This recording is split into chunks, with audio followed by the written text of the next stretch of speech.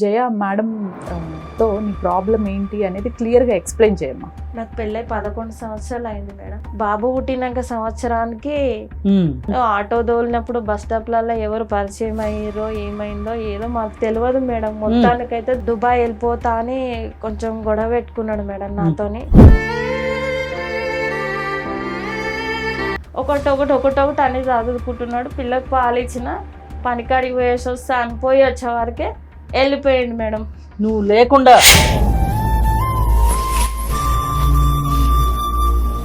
అన్ని కడుపులో పెట్టుకొని ఊకున్నా మేడం. ఒక కొడుకులాగా కడుపులో పెట్టుకొని ఊకున్నా నేను.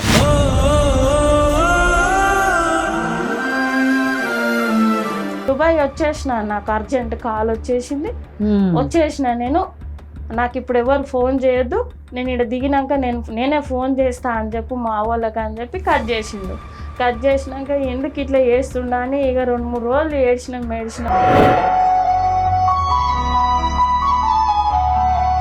సరే నెంబర్ చెప్పమ్మా ఒకసారి. ఏ ఆధారంతో మీరు చెప్తున్నారు పాప పుట్టలేదని? ఆమె ఆధారాలని నా దగ్గర ఉన్నాయి. మీరు చెప్తున్న ఆధారాలు ఏవైతే ఉన్నాయో మీ ఆధారాలు మీ దగ్గర పెట్టుకోండి. దానికి సంబంధించిన వివరాలు కొన్ని మాకు పంపండి. ఇప్పుడైతే నా దగ్గర లేవు. అట్లయితే మీరు భారతదేశం రావాల్సిందేనండి. వచ్చి మీ భార్యతో మీరు కలుసుకుంటారు.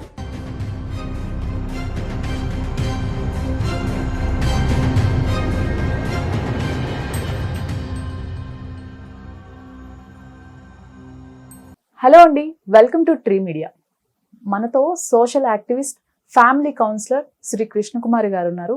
మేడం నమస్తే. మేడం నమస్తే మేడం. ఈరోజు మన ముందు కూర్చున్న తన పేరు జయ. మనల్ని ఆల్మోస్ట్ 1 వీక్ బ్యాక్ కాంటాక్ట్ అయ్యారు మీతో మాట్లాడాలి అని. జయ మేడం తో నీ ప్రాబ్లం ఏంటి అనేది క్లియర్గా ఎక్స్ప్లెయిన్ చేయమ్మా. మేడం నా పేరు రజిత మేడం. నాకు పెళ్ళై 11 సంవత్సరాలు అయింది మేడం. మా ఆయన ఆటో తోలుతుండే మేడం. ఇప్పుడు దుబాయ్ పోయిండు. 21 సంవత్సరాలకి అమ్మ వాళ్ళు పెళ్లి చేసిరు మేడం. నీ పెళ్ళప్పుడు నీకు 21 సంవత్సరాలు. 21 సంవత్సరాలు 2013లో పెళ్ళి అయ్యింది. మంచి పిల్లగాడు, మంచోడని చేసిండు మేడం. మంచిగానే ఉన్నాడు. 3 సంవత్సరాలు బాగున్నాడు. బాబు పుట్టేదాకా నాతోనే ఉన్నాడు. బాబు పుట్టినాక సంవత్సరానికి దుబాయ్ వెళ్ళిపోతా అని కొంచెం గొడవ పెట్టుకున్నాడు మేడం నాతోని. అయితే అది వరకు కూడా బాగున్నాం మేము. ఆయన రూపాయి సంపాదిస్తే నేను అటన్న సంపాదించేదాన్ని. బాబుని తీసుకొని పోయి కూడా కరువు పని చేసేదాన్ని. ఏదో ఒకటి వేడి నీళ్ళకి చన్నీళ్ళు తోడన్నట్టు. అప్పుడు ఎక్కడ ఉండేవాళ్ళమ్మా మీరు? ఇప్పుడు వరంగల్లో ఉన్నాం మేడం. అత్తమామ నాతోనే ఉండేవాళ్ళు. ఆయనకు అత్తమామకి ఒకటే కొడుకు. నేను ఒక్కదాన్నే చూసుకోవాలి. ఆడపడుచులు ఎవరు లేరు, నాతోనే ఉండేవాళ్ళు. కరువు పని పోయి ఇంకా ఏదో వేణీళ్ళకి చన్నీళ్ళు తోడన్నట్టు నేను ఏదో సాయం చేసుకుంటూ ఉన్నా. ఊళ్ళో వాళ్ళు కూడా చిలక గోరింకల్లా మంచిగా ఉంటారు అని అందరూ అనుకునేటట్టుగా ఉన్నాం మేడం. ఎప్పుడు ఏ గొడవ రాకపోయేది. ఆటో దోలినప్పుడు బస్ స్టాప్లలో ఎవరు పరిచయం అయ్యారో ఏమైందో ఏదో మాకు తెలియదు మేడం. మొత్తానికైతే దుబాయ్ పోతా అని వచ్చిండు ఇంటికి. వద్దయ్యా, కల్లో గంజో ఈడనే ఉందాము, అప్పైనా సరే మా కళ్ళ ముందటుండు, అమ్మ నాన్న వయసు అయిపోయింది, వాళ్ళు ఈ రోజు ఇట్లున్నారు రేపు ఎట్లుంటారో తెలియదు, ఉండయ్యా అంటే వినలేదు మేడం. పోతా పోతా పోతా అని గొప్పలకు పోయి అత్యాశలకు పోయిండు మేడం. సరేలే చెప్తే ఇంటలేడు కదా పోనీ అని ఇక మేము కూడా ఊకున్నాం మేడం. జర అప్పులు అయినాయి. మన మామయ్యకు కూడా జర కిడ్నీ ఆపరేషన్ అయింది. 10-15 లక్షలు అప్పు అయింది. అడిగిపోతే తొందర అప్పు తీర్చచ్చులే అని అనుకున్నాడో ఏదో, పోనీ లేక చెప్తే ఇంటలేడు కదా, నెలకు కొన్ని పంపుతా అంటుండు కదా అని పంపించిన మేడం. పంపించినాక మంచిగా ఉన్నాడు. ఆయనకు అక్కడ షేక్ దగ్గర కార్ డ్రైవింగ్ చేస్తున్నా అని చెప్పి ఫోన్ చేసిండు. నెలకి ఎంత వచ్చేదో మాకు తెలియదు మేడం. నా అకౌంట్ డీటెయిల్స్ అన్ని తీసుకున్నాడు. నెలకి 25,000 30,000. నేను పెద్దగా చదువుకోలే మేడం, 5వ 6వ చదువుకున్నా అంతే. నెలకి 25,000 30,000 వేసేది. సరే పోతుండు, మంచిగా వస్తున్నాయి కదా అని ఈ సంతోషంలోనే ఉన్నాము. మెల్లమెల్ల అన్ని నేనే చూసుకుంటుండే మేడము. అత్త మామని తల్లిదండ్రులా చూసుకుంటుండే. నా బాబు కొంచెం కొంచెం కొంచెం కొంచెం ఎదుగుతున్నాడు. అప్పులు తీరుతున్నాయి. కొంచెం జాగా కొనుక్కున్నాము. ఊళ్ళో వాళ్ళందరూ ఎవరు ఏమనకుండా సరేరా వీళ్ళు ఒక లెక్క మీద బతుకుతున్నారు అన్నట్టు ఉన్నాం మేడం. 3 సంవత్సరాలకు వచ్చిండు. బాబుకి ఏం కావాలో, అత్తమామకి ఏం కావాలో అక్కడెక్కడ కట్టినాడు, దోస్తులను కలిసిండు, మంచి చెడ అంత చూసుకున్నాడు. మళ్ళా 3 సంవత్సరాలకు పోయిండు మేడం. మళ్ళా 3 సంవత్సరాలకు పోయి ఆయన 3 సంవత్సరాలకు వచ్చినప్పుడు బాబుకి 5 సంవత్సరాలు ఉండే మేడం. మళ్ళా 3 సంవత్సరాలకు వచ్చిండు. మళ్ళా అప్పుడు బాబుకి 8 సంవత్సరాలు. ఫస్ట్ సార్ వచ్చినప్పుడు ఎన్ని రోజులు ఉన్నాడు? ఫస్ట్ సార్ వచ్చినప్పుడు 1 నెల 2 నెలలు ఉన్నాడు మేడం. తొందరగానే వెళ్ళిపోయిండు. నాకు లీవ్ లేదు, సార్ తిడతాడు, నేను మిమ్మల్ని చూడాలని వచ్చిన, నేను ఇక్కడ కట్టేటివి ఉన్నాయి, అమ్మ నాన్న ఎట్లున్నారో అని నువ్వు ఊకే ఫోన్ చేస్తున్నావు అని వచ్చిన అన్నాడు. వీడియో కాల్ చేస్తుండే, మేము ఏడ్చేటోళ్ళము, సరే కనబడిపోదామని వచ్చిండు. తొందరగానే పోయిండు మేడం, తొందరగానే పోయిండు. మళ్ళా బాబుకు 8 సంవత్సరాలు వచ్చినాక మళ్ళా 3 సంవత్సరాలకు వచ్చిండు మేడం. వచ్చినప్పుడు 14 నెలలు, సంవత్సరం మీద 2 నెలలు నాతోనే ఉన్నాడు. ఆయన ఎప్పుడై ఉన్నప్పుడు పాప కడుపులో పడ్డది నాకు. పాప పుట్టిదాకా జర ఇంకా మనసు చేంజ్ అయిపోయింది. రెండోసారి వచ్చినప్పుడు అంటీ అంటనట్టే, ఏదో ముట్టనట్టే ఉన్నాడు నాతోని. పోతా అంటే ఇంకా అత్తమామ ఉండి, పిల్ల అట్లా ఉంది, పిల్లని అట్లా డెలివరీకి ఉంది, కాన్పాయి దాకా పిల్లగాడ చూసిపోరా, ఇప్పుడు ఎందుకురా అంటే కూడా ఇంట్లో ఆయన ఎడముఖం పెడముఖం పెట్టుకుంటానే ఉన్నాడు.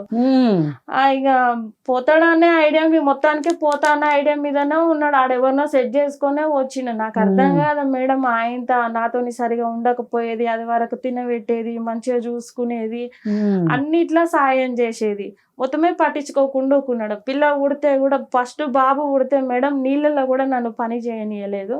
పాప ఉడితే అసలు తిన్నవాని కూడా అడగలేదు నన్ను. నాకు అప్పటికే డౌట్ వచ్చింది. కానీ ఇక అత్త మామ ఉన్నారు కదా మేడం, వాళ్ళ ముందు బాధ పెట్టద్దు వాళ్ళనని, వాళ్ళు బాధపడతారు, అన్ని కడుపులో పెట్టుకొని ఊకున్నా మేడం. ఒక కొడుకు లాగా కడుపులో పెట్టుకొని ఊకున్నా నేను. తర్వాత ఇక వెళ్ళదుగా మేడం, కరువు పని ఉన్నది అని చెప్పి బాబునైతే అత్తమ్మకి అప్పచెప్పిన, పాపకు పాలు ఇచ్చిన, 1 గంట 2 గంట. అప్పటికే ఆయన కొన్ని సామాన్లు అన్ని సర్ది పెట్టుకుంటున్నాడు. అదేందో వీసానో పాస్బుక్ అంటారుగా మేడం, నాకు కూడా తెలియదు, అదేందో పర్మనెంట్ చేసుకున్నాడంట. కొన్ని సామాన్లు అన్ని సర్ది పెట్టుకుంటుంటే, ఏందయ్యా సామాన్లు అన్ని సర్ది పెట్టుకుంటున్నా అంటే, నేను మళ్ళీ పోవాలి, ఇంకా 3 ఏళ్ళు వేసుకున్నాక మనం మంచి బిల్డింగ్ కట్టుకుందాము, అందరిలా పెంకుటిళ్ళల్లో ఉండు ఎందుకు అని అంటే, నేను నమ్మిన మేడం, ఏది చెప్తే అదే నమ్ముకుంటూ వచ్చిన. సరే ఇన్ని అప్పులు తెచ్చినోడు ఇల్లు కూడా కడతాడు కదా, మేమే సుఖపడతాం కదా, నాకు కూడా కష్టం తప్పుతుంది కదా అనుకొని ఊకున్నా మేడం. ఒకటొకటి అని చదువుకుంటున్నాడు. పిల్లకి పాలు ఇచ్చిన, పనికాడికి పోయేసి వస్తా అని పోయి వచ్చే వరకే వెళ్ళిపోయిండు మేడం.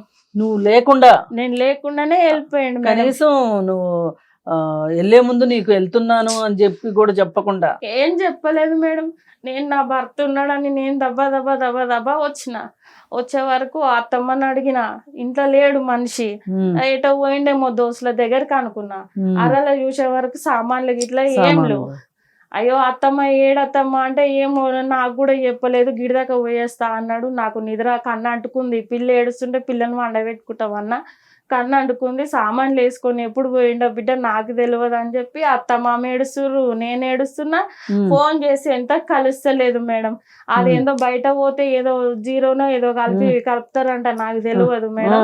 తర్వాత పక్కింటి అయినా కలిపితే, ఏందయ్యా ఇట్లా మీ భార్య ఏడుస్తుంది, ఏడికి పోయినావు అని అంటే, నేను దుబాయ్ వచ్చేసిన, నాకు అర్జెంట్ కాల్ వచ్చేసిన నేను, నాకు ఇప్పుడు ఎవరు ఫోన్ చేయొద్దు, నేను ఇక్కడ దిగినాక నేనే ఫోన్ చేస్తా అని చెప్పు మా వాళ్ళకి అని చెప్పి కట్ చేసినాక ఎందుకు ఇట్లా చేస్తుండా అని ఇక 2-3 రోజులు ఏడ్చినాము ఊకున్నాం మేడం.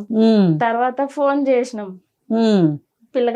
పిల్లగానికి బాగా అలవాటు, మమ్మీ నాన్న అంటే వీడియో కాల్ చేసినాం. వీడియో కాల్ చేసి, ఏందయ్యా ఇట్లా వదిలిపెట్టి వెళ్ళిపోయినావు, నీకు ఎట్లా వదిలిపెట్టి వెళ్ళిపోబుద్ది అయింది, ఎట్లా మనసు ఒప్పింది నీకు, సంటి పిల్ల కొడుకు అమ్మ నాన్న కట్టుకున్న పిల్లాన్ని వదిలిపెట్టి ఎట్లా వెళ్ళిపోబుద్ది అయింది, ఒక్క మాట చెప్పబుద్ధి కాలేదా, నేనేమన్నా అంటానా, నీ ఇష్టాన్ని ఎప్పుడన్నా కాదన్నా, నేను ఎందుకు ఇట్లా చెప్పకుండా పోయినావు అంటే, నీ ముఖం నాకు చూపించకు, నీ బిడ్డను చూపించకు, నువ్వు చూడద్దు, నా కొడుకు నొక్కనే చూపి, నువ్వు నాతో ఫోన్ మాట్లాడాలనుకుంటే నా కొడుకు నొక్కనే చూపిస్తేనే నేను ఫోన్ మాట్లాడతా, మీ దరిద్రం ముఖాలు నాకు చూపియద్దు అని మేడం వల్గర్ గా మాట్లాడడం, ఇంత గలీజ్ మాట్లాడంటే చెవులు రంధ్రాలు పడతాయి మేడం, అంత ఘోరంగా. నేను ఆయనను పెళ్లి చేసుకున్న 11 సంవత్సరాలకి ఏ రోజు అంత గలీజ్ మాటలు ఎప్పుడు వినలా, ఎప్పుడు మాట్లాడలే మేడం, ఎప్పుడు మాట్లాడలే. అంత ఘోరమైన మాటలు మేడం, ఒక్కొక్క మాటకి సావాలన్నంత మాటలు మాట్లాడిండు. అయినా నేను తట్టుకున్నా. ఇప్పుడు ఆయన మాట్లాడే మాటలకు నేనేమన్నా చేసుకుంటే ఈ పిల్లలు ఆగమవుతారు. ఈ పిల్లలతో పాటు అత్త మామకు నేనే దిక్కు, ఎవరు లేరు అని చెప్పి ఇట్లా 3 సంవత్సరాలు ఇట్లనే గడిచింది మేడం. పైసలు వేసుడు మానేసిండు. ఇంకా వీళ్ళు చెప్తారు నాకు పర్మనెంట్ పాస్ చేయించుకున్నాడు, పోయిండమ్మ రాడు ఇంకా వాడు, ఆడెవరినో సెట్ చేసుకున్నాడు రాడు ఇంకా అని చెప్పేసరికి ఊళ్ళో వాళ్ళందరూ బద్నాములు, మొగలు లేడు ఇష్టపెట్టేసి వెళ్ళిపోయిండు. ఎన్ని బద్నాములు అని మోయాలి మేడం, కరువు పని ఎంతగానో మనం చేయాలి. నేను ఇంకా ఊళ్ళో అందరి ముందట చిలక గోరింకలా కలిసిమెలిసి ఉన్నోళ్ళము, ఇంకెట్లా బతకాలని చెప్పి ఈడ వాళ్ళ మా అక్క వాళ్ళు తెలిసిన వాళ్ళు ఉంటే ఈడ పని చేసుకొని బతుకుదు రావే అని అంటే అత్త మామను ఆ 2 పిల్లల్ని ఒడిన కట్టుకొని వచ్చి ఈడ బతుకుతున్నాం మేడం. సింగిల్ బెడ్రూమ్ తీసుకొని 5,000 కిరాయి, 4 ఇండ్లలో పాష్ పని, నెలకు 8,000 వస్తాయి మేడం. 5,000 కిరాయి కట్టుకుంటా, ఆ పిల్లగాని గవర్నమెంట్ స్కూల్ వేసుకుంటా, ఇటు పిల్లని చదువుకుంటా, అత్త మామని చదువుకుంటా, కానీ కష్టం పడుతున్నా మేడం. ఫోన్ చేస్తే ఆ పిల్లగాడు నాకు పుట్టలే, ఆ పిల్ల ఎవరికి పుట్టిందో ఆ పిల్ల కొడుకు. నాకు ఫోన్ చేయొద్దు నువ్వు, నేను ఫోన్ చేసినప్పుడే మాట్లాడాలి. నెంబర్ కూడా బిజీ టౌన్ లో వేసుకుండు మేడం, బ్లాక్ వేసేసుకుండు. అత్త మామ ఇట్లా కలిసి పంచాది పెట్టించిర్రు ఒక రోజు. వద్దురా ఆ పిల్లని అట్లా చేయొద్దని పెద్ద మనుషులతో ఫోన్లోనే మేడం, పంచాయతీ ఫోన్లోనే ఈ పెద్ద మనుషులను పిలిపించి మాట్లాడిపిచ్చిర్రు. నా పిల్ల సొంటిది కాదురా, కొడుకు తల్లిదండ్రి ఎంబటి ఉండాల్సింది పోయి కోడలే చూసుకుంటుంది అన్ని, కాని కష్టం చేసుకొని బతుకుతుందిరా. ఏ మేడం ఇండ్లలో పని చేసుకొని, ఏ మేడం ఇంత కూరిస్తే ఇంత అన్నం ఇస్తే తెచ్చి మా కడుపు నింపుతుందిరా. మాకు బిడ్డైనా కోడలైనా అదేరా, నువ్వు మమ్మల్ని ఇష్టపెట్టి పోయినావు, అది ఏ తప్పు చేయదురా, మన రక్తం రా, మన వంశం రా అంటే ఇంటలేడు మేడం. నువ్వు తప్పు చేసినావు, నువ్వు నాకు వద్దు, ఇష్టం వచ్చినట్టు మాట్లాడుతుండే మేడం. ఇప్పుడు రోడ్డు మీద పడ్డా మేడం, భర్త లేని దాన్ని ఎన్ని నిందలు మోయాలి మేడం. ఇంకా 4 వద్దులు అయితే పిల్ల పెద్దది అవుతుంది, ఇంకా 10 వద్దులు అయితే బిడ్డ పెళ్ళి అవుతుంది. ఎన్ని బదనాములు మోయాలి మేడం. నేను ఆడపిల్ల తొట్టెల పాపనే బతకనిస్తలేరు మేడం. నేను నా బిడ్డ ఎట్లా బతకాలి మేడం, నా 2 పిల్లలు. ఇప్పుడు 4 ఆగమవుతారు, నేను ఏమన్నా చేసుకొని చద్దామంటే నాకు ఒక పరిష్కారం చెప్పండి మేడం. నా ఫోన్ కూడా కలవకుండా పెట్టుకుండా మీ కాలు మొత్తం మేడం, నా సంసారం నిలబెట్టండి మేడం. ఇప్పుడు కాదమ్మా, ఇప్పుడు తను ఏమంటాడు అసలు? తను వద్దు అంటున్నాడా? వద్దు అంటున్నాడు మేడం. నా బాబుని తీసుకొని పోతా నేను, నాకు నా బాబు ఒక్కడే కావాలి. బాబుని తీసుకొని వెళ్తా, నా బాబుని నేను చదివించుకుంటా, నీ బిడ్డ వద్దు, నువ్వు వద్దు నాకు. ఇప్పుడు మీ అత్త మామలు ఏమంటారు? వాళ్ళని అసలే పట్టించుకుంటలే. అత్త మామ ఎంతగానో చెప్తారు మేడం, చెప్పి వాళ్ళు ఇప్పుడు అప్పుడు అన్నట్టు ఉన్నారు. వాళ్ళతో కూడా మాట్లాడతారు. వాళ్ళతో ఎందుకు మాట్లాడంటే ఈమె తరఫున మాట్లాడుతున్నారు. ఇప్పుడు మీ తల్లిదండ్రులు గాని వాళ్ళకి చెప్పలే మేడం, వాళ్ళు చేతగాని పరిస్థితిలో ఉన్నారు. వాళ్ళు మధ్యతరగతి కుటుంబం, నా బిడ్డ బాగుంటుంది, అల్లుడు పంపిస్తుండు పైసలు, అందుకే సిటీకి పోయి బతుకుతుంది అన్న అదే ధ్యాసలో ఉన్నారు. మళ్ళీ వాళ్ళని బాధ పెట్టడం ఎందుకు? నేను నా సైడ్ నుంచి ఒకటే బిడ్డని మేడం, వాళ్ళని బాధ పెట్టలేక, వీళ్ళని మింగలేక కక్కలేక, వెనక చూసే నువ్వు ముందట చూసే గొయ్యి, నిన్ను సావాలా బ్రతకాలా నాకేం అర్థమైతలేదు మేడం. అట్లా కాదమ్మా, ఇప్పుడు నీవేం కోరుకుంటున్నావు? ఆయన నుంచి నాకు న్యాయం కావాలి మేడం. ఆయన నాకు కావాలి, నా పిల్లలకి తండ్రి కావాలి. తండ్రి లేకపోతే భర్త ఉన్న ఆడదానికే నిందలు పడుతున్నాయి మేడం, భర్త లేని ఆడదానికి ఎన్ని నిందలు పడతాయి మేడం. నిలబడ్డ దగ్గర అన్న అని మాట్లాడినా దానికి భర్త లేడు అందుకే మాట్లాడుతుంది అంటారు. మరి నాకు భర్త కావాలి మేడం. ఆయనకు పుట్టిన బిడ్డనే మీరు ఏ టెస్టులు చేసినా నేను లొంగుతాను మేడం, ఏ టెస్ట్ అయినా నేను చేసుకుంటా. ఆయనకు పుట్టిన పిల్లలే వాళ్ళిద్దరు. ఇప్పుడు అయితే మీ ఫోన్ నుంచి చేయటానికి అతను మిమ్మల్ని బ్లాక్ చేసిండు మేడం, కలుస్తలేదు మేడం.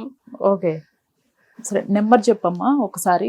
మేడం మీరు మాట్లాడతారా అతనితోనా? మాట్లాడాలి ఖచ్చితంగా. అతనితో మాట్లాడటం ఏంటి, తీసుకోండి మేడం. నువ్వేం భయపడకమ్మా. ఆయన కోసం చెప్తేనే నాకు కాలు చేతులు వణుకుతున్నాయి మేడం. ఆ దుబాయ్ ఏమో గానీ మేడం. అస్సలు నువ్వు భయపడకు. ఒకటే, ఇప్పుడు ఇట్లా వెళ్ళిన వాళ్ళని రప్పించడానికి కూడా చట్టాలు ఉన్నాయి. అవసరమైతే మనం రప్పిద్దాము, అతనితో ఫోన్లో మాట్లాడి చూస్తాము. అతని మనస్తత్వం ఏంటో మనకు అర్థం అవుతుంది. అతను ఎలా ఆలోచిస్తున్నాడు అంటే మాకెట్లా చెప్తాడు సమాధానం, మీకు చెప్పినట్టు మాకైతే చెప్పడు కదా. మాట్లాడతాను, మాట్లాడిన తర్వాత ఏం చేయాలనేది మనం సరే ఆలోచిద్దాం. మేడం. ఆ? సరే మేడం. నా పిల్లలకు ఒక దారి చూపియండి మేడం. అట్లాగేమో తప్పకుండా. హలో పేరమ్మ రాజు అన్నారు కదా. హలో, హలో రాజు గారా మాట్లాడుతుంది?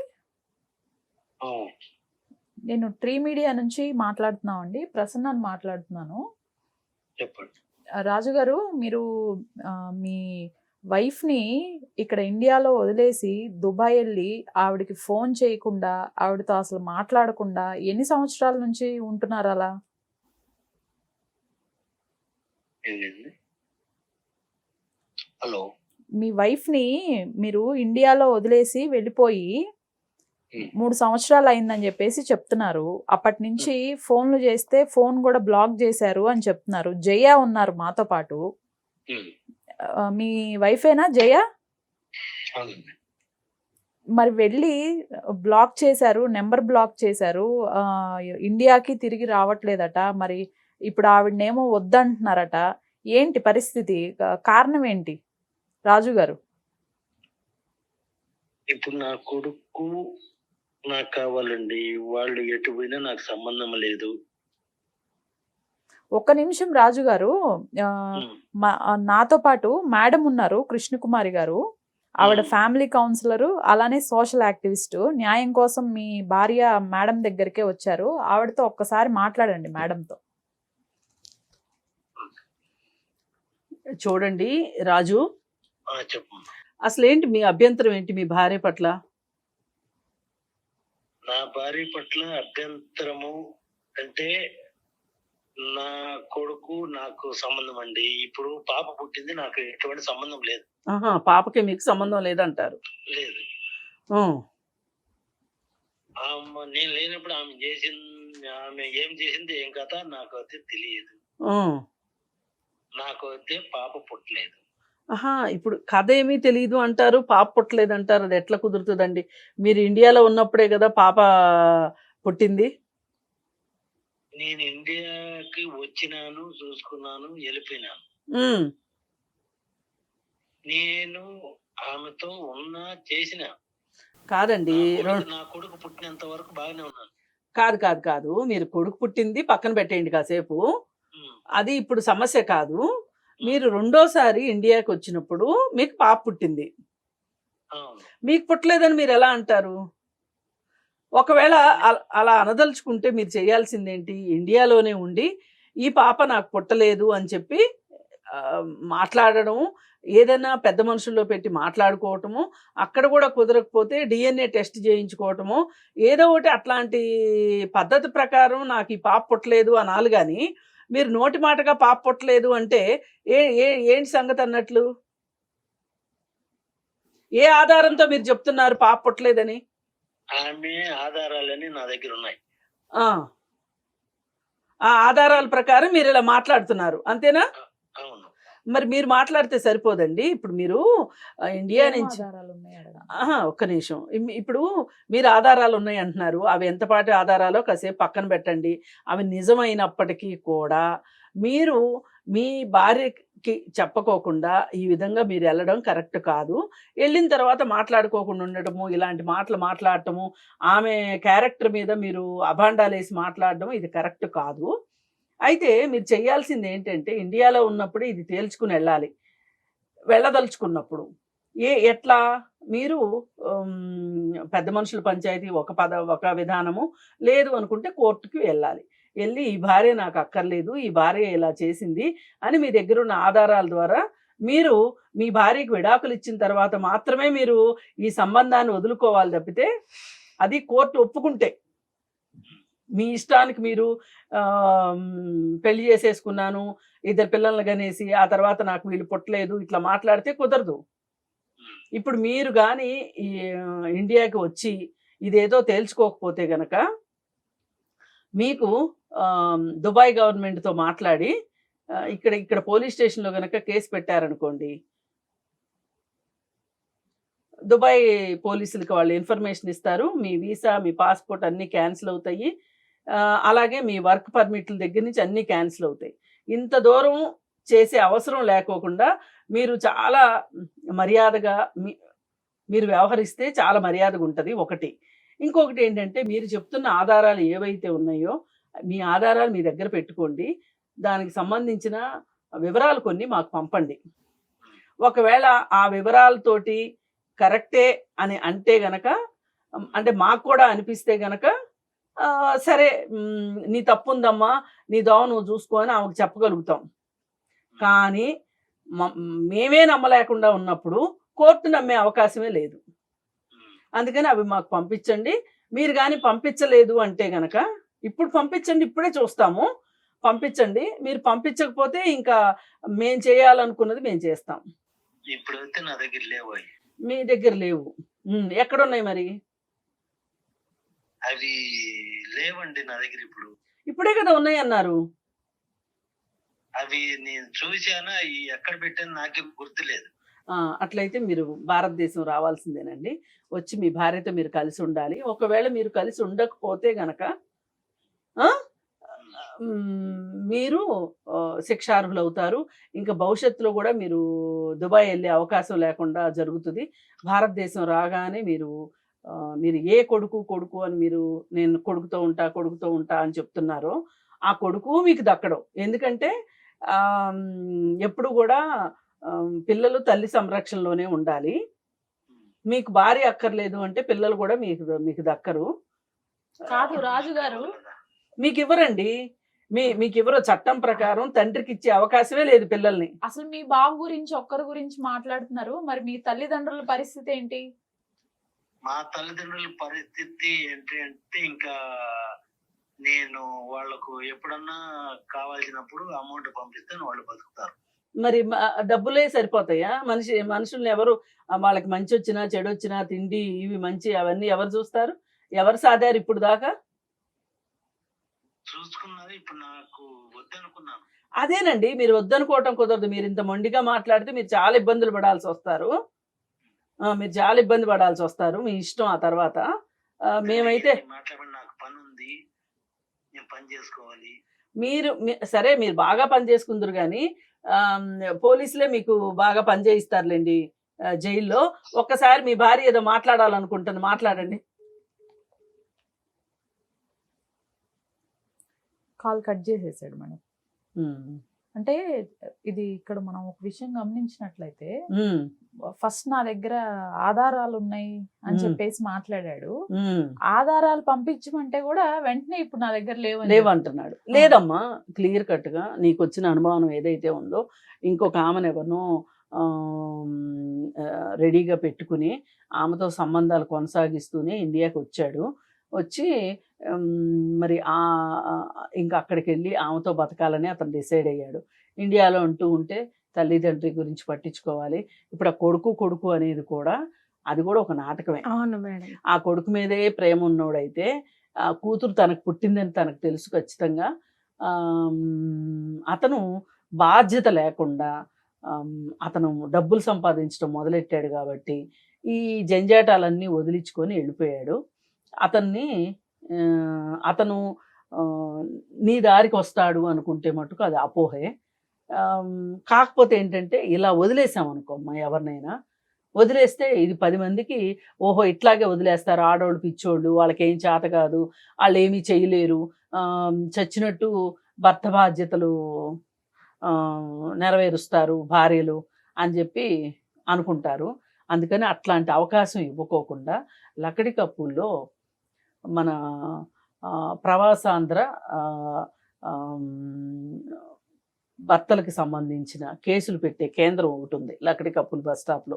నేను అడ్రస్ అది చెప్తాను. అక్కడికి వెళ్ళి అక్కడ నువ్వు కంప్లైంట్ ఇస్తే వీళ్ళు ఏం చేస్తారంటే దుబాయ్ గవర్నమెంట్కి రాస్తారు ఇతని గురించి. ఇతని ఫోన్ నెంబరు, ఇతని ఫోటో ఇవన్నీ ఉంటాయి కదా నీ దగ్గర.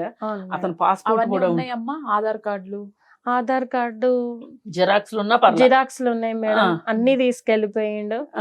అన్ని తీసుకెళ్ళిన ముందుగానే ప్లాన్ వేసి అన్ని తీసుకొని పోయిండు మేడం. డబ్బు ఎప్పుడైతే సంపాదిస్తుండో జలసాలకు అలవాటు అయిపోయాడు.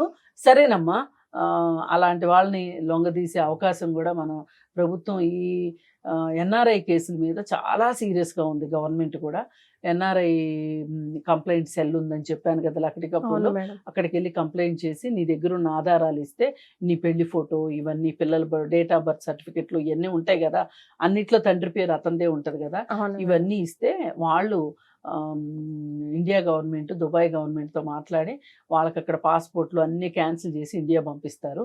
ఇండియా పంపించగానే ఎయిర్పోర్ట్లోనే ఇక్కడ పోలీసులు అరెస్ట్ చేసి జైల్లో వేస్తారు.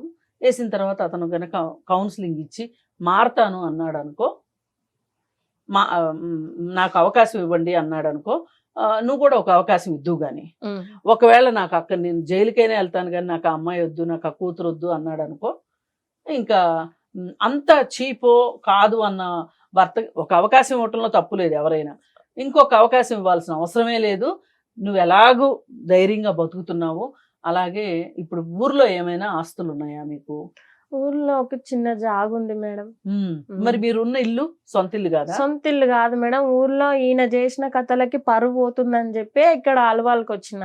ఇది కిరాయి, నెలకు 5,000 కట్టాలి.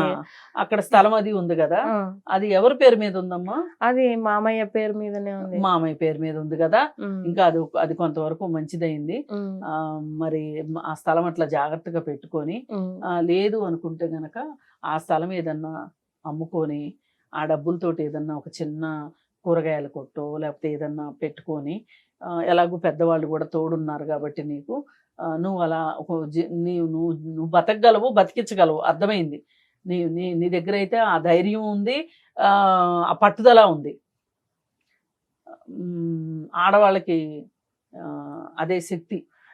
బతికిస్తాం మేడం ఎట్లయినా. ఇప్పుడు భర్త ఎంత చెడ్డవాడైనా సరే, మంచివాడైనా సరే, ఎన్ని గొడవలైనా సరే, నీకు భర్త కావాలా పిల్లలు కావాలంటే, ఎంత చెడ్డ తల్లైనా పిల్లలు కావాలంటది కానీ భర్త కావాలన్నది కదా మేడం. ఇప్పుడు నాకు ఆ 4 పిల్లలు ఉన్నారు. ఆ 4 పిల్లల కోసం నేను ధైర్యంగా ఉండాలి, నేను కష్టపడాలి. రోడ్లు ఊడిచైనా సరే మేడం నేను వాళ్ళని బతికించుకుంటా. నన్ను కాదని వెళ్ళిపోయింది కదా మేడం. ఊగి ఊగి ఊగి ఒకటే దగ్గరికి రావాలి ఉయ్యాల. ఏ రోజైనా తెలిసి వచ్చినప్పుడు వస్తాడు కదా మేడం. ఈ కేసులు అవన్నీ కూడా నేను పెట్టాను మేడం, పెట్టాను. సాధ్యమైనంత వరకు పెడతాం మేడం. ఆయన మారితే పర్వాలేదు, మారకపోతే మాత్రం పెట్టను మేడం.